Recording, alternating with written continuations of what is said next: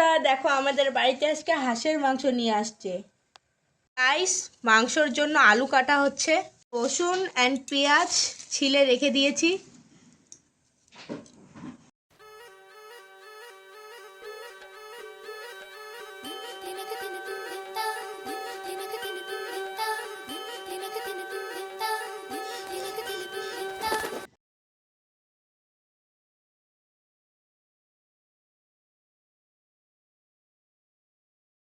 আলু ভাজা তেলে তেজপাতা এন্ড জিরে দিয়ে দিলাম,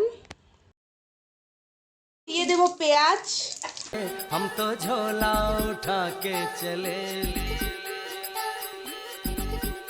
পেঁয়াজটাকে একটু লাল লাল করে ভেজে নেব, তার মধ্যে মাংসটা দিয়ে দেব। আমি এভাবেই রান্না করি। অনেকেই আছে যে মশলা টশলা সব কিছু একবারে মেখে তারপর দেয়, আমি অবশ্য এভাবেই রান্না করি, পরে মশলা দেই। कम कम लगती है नदियाँ मध्यम लगती है, हम समंदर के अंदर चले छोटे তাকে একটু ভাজা ভাজা করে নিয়ে মশলা দিয়ে দেব তাতে। छोटे शहरों से खाली भोर दोपहरों से हम तो झोला उठा के चले बारिश कम कम लगती है नदियाँ मध्यम लगती है। এখানে আছে শুকনো লঙ্কা, জিরে, ধনিয়া, রসুন, আদা। हम समंदर के अंदर चले ओ हो हम चले ओए रामचंद्र रे, हम चले ओए रामचंद्र रे। একটু ভালো করে কষিয়ে নিচ্ছি, কিন্তু মোবাইলে বেশি কালো দেখা যাচ্ছে, অ্যাকচুয়ালি এতটাও কালো নয়।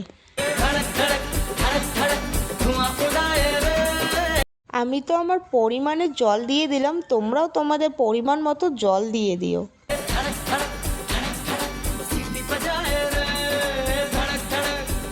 গাইস, কষানো তো প্রায় কমপ্লিট হয়ে গেছে, এখন আমি আলু দিয়ে দেব।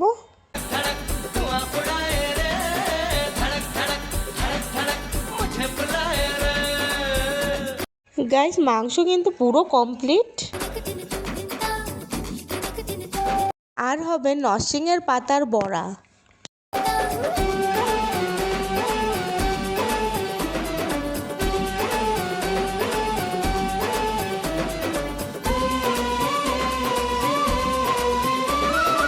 নরসিংহের পাতার বড়ার জন্য আমি ডাল চাল একখানে মিলিয়ে দিয়েছি, এটাকে পিষে তারপর বড়া হবে। তো দেখো, বড়ার জন্য ডাল চাল নরসিংহের পাতা একসঙ্গে পিষে নিয়েছি। মতো লবণ, হলুদ, পেঁয়াজ অ্যান্ড লঙ্কা অ্যাড করে নেবে।